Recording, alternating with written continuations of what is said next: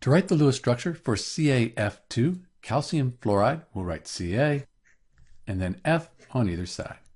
When we have a metal like calcium and then nonmetal or nonmetals, we have an ionic compound. And in ionic compounds, valence electrons are transferred from the metal to the nonmetal. So for calcium, which is in group 2 on the periodic table, and those elements have 2 valence electrons, we'll put our valence electrons here. And then for fluorine, which is in group 17, sometimes called 7a, we have 7 valence electrons. So we said the metal is going to transfer electrons to the nonmetal.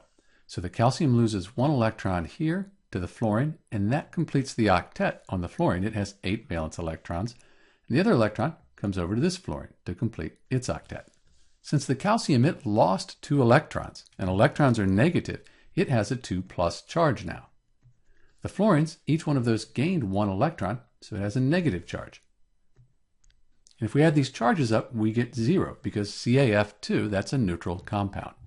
But because we have the positive and the negatives, they're attracted, they're opposites, and that forms the ionic bond.